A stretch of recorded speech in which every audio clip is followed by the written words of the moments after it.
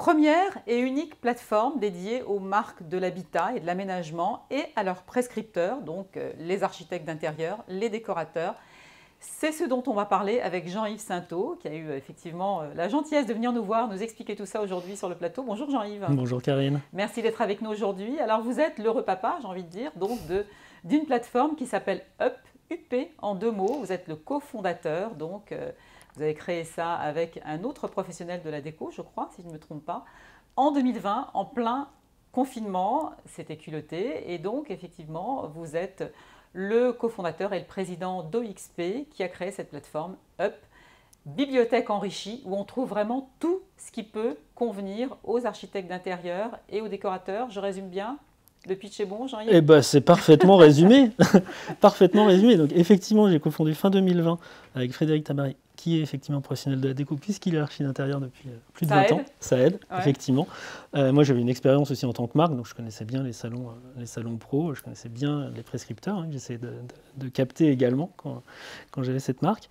Et à vous deux, vous nous faites un beau bébé. Et ben voilà. Donc, je ne sais pas si je suis le papa, parce que ça voudrait dire peut-être qu'il est le maman, je ne suis pas sûr que ça lui plaise, mais en l'occurrence, effectivement, on a créé ça en partant de 3 constats. Le premier, c'est que on s'est rendu compte que les marques connaissaient assez mal leur cible prescripteur. En B2B en tout cas. Ouais, alors oui, effectivement, en B2B, ils connaissaient assez mal leurs habitudes de travail, leurs contraintes, même leur environnement de travail, leur environnement beaucoup plus digital que les marques n'étaient. Donc les architectes étaient beaucoup plus familiers avec les outils digitaux que les marques. Plutôt une bonne nouvelle.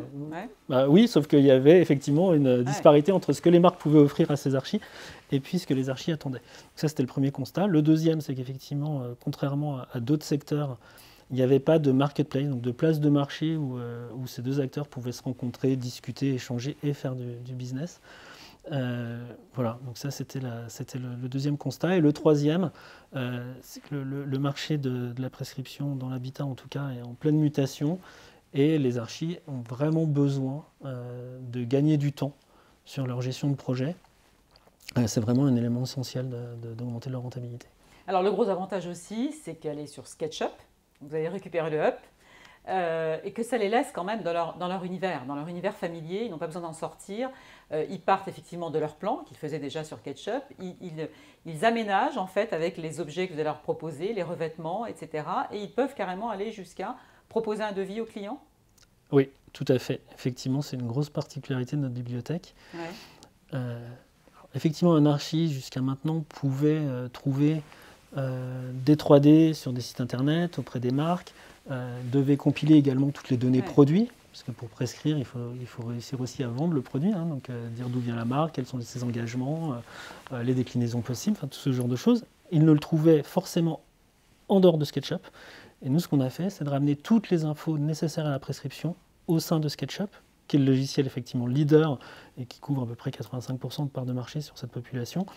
Et donc, on trouve notre bibliothèque parfaitement intégrée à SketchUp et on y trouve, en tout cas l'archi y trouve, nos utilisateurs y trouvent, aussi bien des 3D, parfaitement modélisés et qui répondent exactement aux standards attendus. Et à ces 3D sont rattachés l'ensemble des données produits. Donc tout ce que vous pouvez trouver par exemple sur un site e-commerce B2C, vous allez le retrouver dans notre bibliothèque, c'est-à-dire le descriptif de la marque, le descriptif du produit, les dimensions, les labels, les normes, le prix et même des conditions prescripteurs, puisqu'on est allé jusqu'à négocier avec les marques des conditions prescripteurs pour en faire bénéficier nos utilisateurs. Alors, près de 10 000 références, hein, je crois, qu'on peut trouver effectivement sur cette plateforme. Excellente vitrine quand même, effectivement, pour les marques aussi de l'habitat. Hein, ça leur permet de contacter directement, d'être en contact direct avec tout ce marché B2B. Donnez-nous quelques noms éventuellement donc, des professionnels qu'on peut y trouver, des enseignes qui sont représentées. Effectivement, aujourd'hui, on a 10 000 références, donc ça grossit de plusieurs centaines tous les mois. Effectivement, on est une jolie vitrine, puisqu'on est au plus proche. En fait, les marques n'ont jamais été aussi proches de leurs prescripteurs qu'avec notre solution, puisque sans sortir du logiciel, ce qu'on disait tout à l'heure, ils sont à 3 clics de pouvoir trouver le produit de n'importe quelle marque.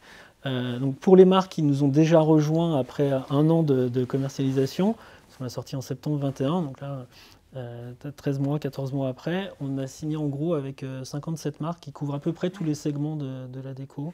on va de la grande marque généraliste comme Maison du Monde, La Redoute, AMPM, Zago, Alinea.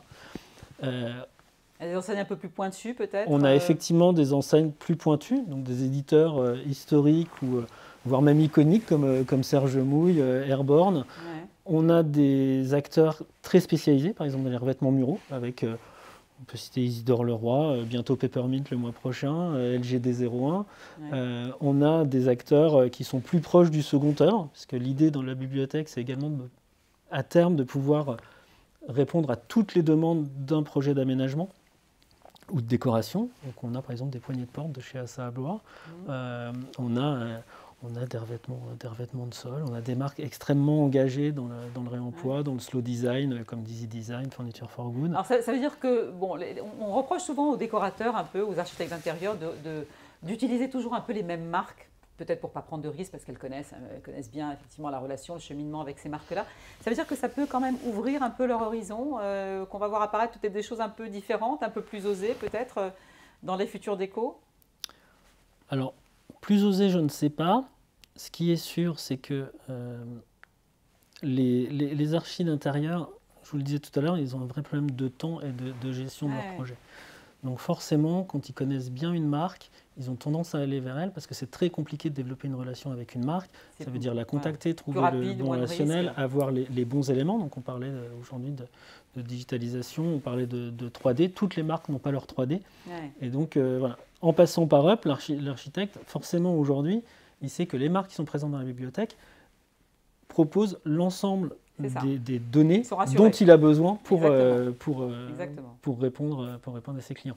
Donc évidemment, le gain de temps fait qu'il peut se tourner plus facilement vers des marques qu'il n'a pas jusqu'à présent, exactement. Etc. Alors le marché aujourd'hui, enfin en tout cas cette plateforme, elle est dédiée au marché français, mais vous ne comptez pas vous en arrêter effectivement là, puisque dans les mois qui viennent, vous allez la traduire en anglais et vous ouvrir donc au marché international.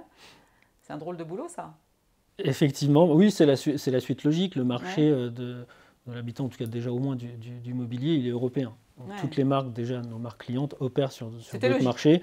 Donc c'est la suite logique. Ouais. On a commencé par le marché français avec une extension qui est en français, qui ne nous empêche pas d'avoir des architectes d'ailleurs dans les pays limitrophes, même non francophones, en Espagne par exemple. Mais effectivement, c'est limitant. Donc notre volonté dans les mois à venir, c'est de la traduire en anglais.